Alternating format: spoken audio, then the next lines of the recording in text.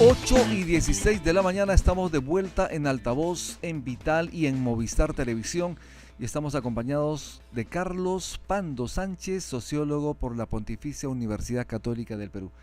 Sociólogo Pando, hace un momento estuvimos hablando sobre la situación crítica de la salud. ¿Qué efectivamente ha desnudado la pandemia en situaciones de salud en el país?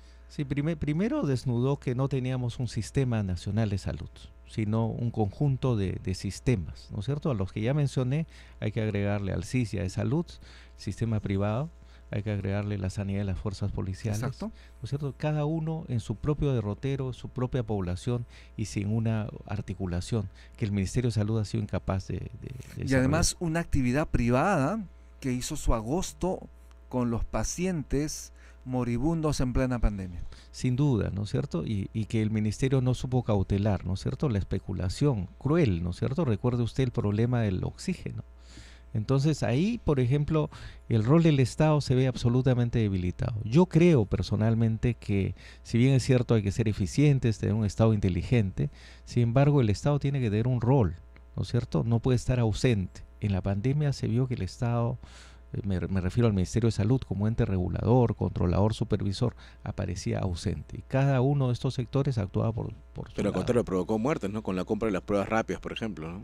Bueno, además, ¿no es cierto? Yo creo que hay una estrategia de gestión pública muy ineficiente, por decirlo elegantemente, ¿no? Algunos consideran de que puede haber habido malos manejos, ¿no? Las pruebas rápidas, la demora en comprar las vacunas, cuando ya en el universo, en el mundo, ya todos los países de América Latina ya tenían acceso a un conjunto. Nunca cerró el tratado con Pfizer, ¿no? Exactamente. Y entonces nos cerramos con las chinas, ¿no es cierto? Pues. Y eso nos debilitó enormemente. Y habría que investigar eso. Valdría la pena hacer una comisión de la verdad o algo parecido para llegar al fondo del asunto. ¿Cuántas de esas muertes tuvieron origen, ¿no es cierto?, en la negligencia estatal? Y además que se señalen los responsables y además que paguen su responsabilidad. Eso es sin importante. duda, ¿no? Y en educación, por ejemplo, también los pobladores en zonas limítrofes con países vecinos, como esta zona de Santa Rosa, ¿no?, en Loreto, se quejan porque lamentablemente no hay presencia también del Estado, porque faltan profesores, las aulas no son las adecuadas y otras más. Igual, insuficiencia, participación del Estado en proyectos que efectivamente puedan mejorar la vida de los peruanos. Una vez más. Sin duda, ¿no? Entonces, por ejemplo, en la pandemia también se desnudó las deficiencias que teníamos. Por ejemplo, históricamente en el Perú hay una alta tasa de matrícula escolar, ¿sí? En primaria y en secundaria llega al 90%. No se mide bien porque hay un margen de deserción escolar, ¿no? Natural, por ejemplo, en áreas andinas, porque muchos de los niños y jóvenes participan en la faena agrícola. Claro. Entonces tienden a desertar por temporadas, por estaciones. Pero en la pandemia, además de la deserción escolar, tuvimos que aumentar el tema de la no cobertura. Recuerden ustedes que se implementó la clases virtuales. Remota, exacto, ¿no es cierto? Las remotas. ¿Y cuál era el problema fundamental ahí? El acceso, ¿no es cierto? Porque por cuestión económica y por cuestión de tecnología no se llegaba. Entonces teníamos una doble exclusión. La deserción histórica y la tecnología. Por lo tanto, el reto ahora es dotar de internet a todos. Sin duda, sin duda. Ya hubo esfuerzos en algunos gobiernos, hay que reconocerlo, por compra de tablets, de equipos, ¿no? Sí, claro. Pero lamentablemente la tecnología es muy renovable, esta idea de obsolescencia es rápida, y entonces el Estado tiene que tener un programa permanente de actualización, ¿no? Y en cooperación internacional, ¿cómo vamos? ¿Está bien, de alguna manera, el debate sobre la norma que fiscalizaba, digamos, las donaciones, en todo caso la presencia de las ONGs en el país? ¿Cómo vamos en ello? Mira, falta reglamento, ¿no? Está pendiente el reglamento. El canciller hace unos días, frente a una demanda del Congreso, les dijo que todavía está madurando el reglamento. Está bien que se madure el reglamento, porque es una ley, yo ya lo he dicho públicamente, controversial, ¿no?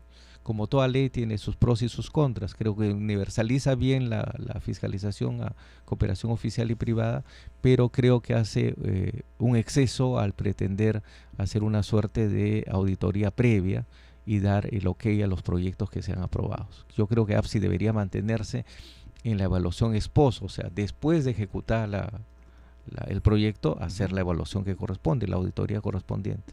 Pero no antes, porque si no, ¿con qué criterio se hace y se decide aprobar o no un proyecto, ¿no? Y en el caso de la formulación de proyectos, estamos avanzando bien en el país porque hay muchos proyectos que no se ejecutan. Tenemos obras paralizadas, obras que están judicializadas y obviamente quien pierde es el país. Ciertamente, ¿no? Mire, ahí hubo yo diría un debilitamiento del sistema de inversión pública, ¿no? Cuando se pasó al InviérteP, creo que eso no terminó de cuajar. Eso es un tema pendiente de mirar. Y yo quisiera aprovechar la oportunidad para decir que además de los proyectos públicos, que ven el InviérteP, los que vienen de cooperación, hay otro rubro que a veces no le tomamos atención, pero que es bien importante y que está tomando protagonismo, es la responsabilidad social empresarial. Ajá. Entonces las empresas están financiando proyectos a cambio de descontar de su impuesto la renta, ¿no es cierto? Y eso es interesante porque siguen las mismas pautas de los proyectos de cooperación o los proyectos de inversión pública, sino que no se conoce mucho. Habría que darle una mayor difusión. Y debería haber desde el Estado un ente que supervise el conjunto, ¿no es cierto?, de lo que es proyectos de desarrollo. Quizás debería ser una labor del MIDIS. ¿Cómo dar valor a las actividades desde los gobiernos locales y regionales? Porque obviamente tienen presupuestos, reciben el dinero y no gastan como deberían hacerlo. En todo caso no son éticos, no son eficientes, no son eficaces y lamentablemente no hacen las cosas con calidad y el ciudadano peruano pierde. Yo creo que ahí hay que ser muy críticos, hay que hacer un balance crítico y reformas inmediatas a lo que yo llamaría la departamentalización, ¿no es cierto? Porque la regionalización del 2002 en la práctica ha sido una departamentalización que no ha dado resultados. Y yo con eso no digo que hay que volver a centralizar, lo que hay que hacer es hacer una buena regionalización y una buena descentralización. O sea, no basta transferir dineros, sino hay que transferir competencias eficientemente, ¿no? Y yo creo que ahí tenemos, sin duda, y tenemos un enorme déficit ahí, ¿no? Enorme déficit. O sea, economía y finanzas debería transferir incluso o contratar técnicos que estén permanentemente en las regiones y en los grandes gobiernos provinciales orientando, ¿no? Importantísimo. ¿Cree usted que la derecha peruana tendrá avance en estas elecciones? ¿Cree usted que la izquierda peruana tendrá avance? ¿Cree que de alguna manera tendrá una posición interesante el centro? ¿Dónde cree usted que el espectro político del país podrá ubicarse en estas elecciones 2026? Mire, mi expectativa es que el centro histórico recupere espacio, ¿no es cierto? Y no vayamos a una elección polarizada como la que tuvimos el 21. Lamentablemente, dada la crisis institucional y la mala gestión de la última administración, podríamos tender a ir a situaciones polarizantes, claro, tanto de derecha como de izquierda, ¿no? Pero no es lo sensato para el país. Yo creo que lo sensato para el país más bien recuperar institucionalidad a partir de movimientos históricos, de movimientos programáticos que planteen soluciones, ¿no? Y el Partido Aprista está en ese camino, obviamente, pese a las diferencias. Sí, sin duda, ¿no? Y está demostrando vitalidad, o sea, está demostrando democracia interna y sobre todo discusión de ideas, ¿no? Que eso es importantísimo, que es lo que se necesita, ¿no? ¿Y cómo impulsar desde el Estado o desde la actividad privada, digamos, el conocimiento de los ciudadanos por quién va a votar? Porque estamos hablando de 43 partidos y obviamente los mensajes van a ser diversos, va a haber una lluvia de mensajes, de propuestas, y el elector se va a marear. Con las alianzas esperemos que sean 37. Pero son poquitas. Sí, en realidad las alianzas no están significando un cambio sustancial, ¿no? Efectivamente. Bueno, tenemos que insistir pues en la educación cívica y ustedes los medios también pueden coadyuvar muchísimo en la educación ciudadana, o sea, ya ahora nadie puede decir que no está informado, o sea, si alguien quiere votar, digamos, una de las grandes críticas a nuestro sistema es la mala representación parlamentaria, pero finalmente la elegimos nosotros. Yo creo que por redes, por medios, se puede difundir quiénes son los candidatos y por quién uno va a votar finalmente, ¿no? Y yo creo que ahí hay que hacer una labor de difusión, de educación ciudadana para que los ciudadanos puedan votar conscientemente y vean de quién se trata, ¿no? Todo está en las redes, ¿no? Importante. Aaron. Sí, porque recientemente o generalmente no se ha vuelto moneda común que la gente elija a su candidato en la cola, ¿no? O vote por un anti, ¿no? O por fastidiar como eligieron a los a los pescaditos, al ¿no? El FREPAP FREPAP. en su momento, claro. Ciertamente, y eso pues debilita mucho el sistema. Es verdad que hay un sector del electorado que no cree en el sistema político y por tanto actúa de esa manera. ¿Y el Esta voto idea, debe esta ser idea que se opcional? vayan todos y ¿Debe no ser importa opcional? quién venga, ¿Debe ¿no? ser opcional, voluntario el voto? Yo creo que debería ser opcional, pero más una reforma mayor que me parece importantísimo introducir es el distrito uninominal, ¿vale? Es decir, por ejemplo en Lima, votamos por 36 parlamentarios que no representan a nadie Claro. ni a Exacto. todos y no Sí, nos con dan secciones más cuenta. pequeñas, No nos dan cuenta. Ahí deberíamos auspiciar la experiencia anglosajona, que es uninominal, tanto en Inglaterra como en Estados Unidos. Entonces, esos parlamentarios están obligados a dar cuenta de a sus electores. Como tiene que ser. Como si tuviéramos, por ejemplo, 4 parlamentarios por San Juan del Lurigancho y 5 por Villa El Salvador, o a la inversa, esos 5 tendrían que dar cuenta a los electores de Villa El Salvador. Y en Miraflores a 1 y en San Isidro a 1.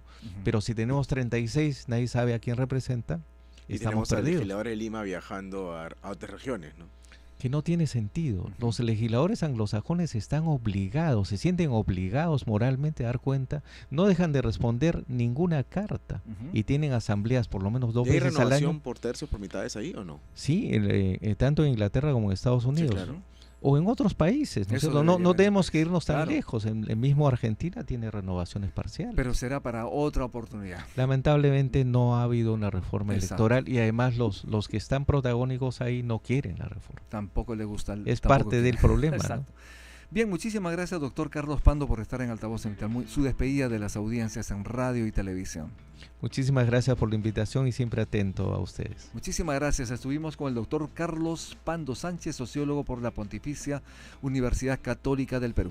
Haremos una pausa en Altavoz, ya regresamos.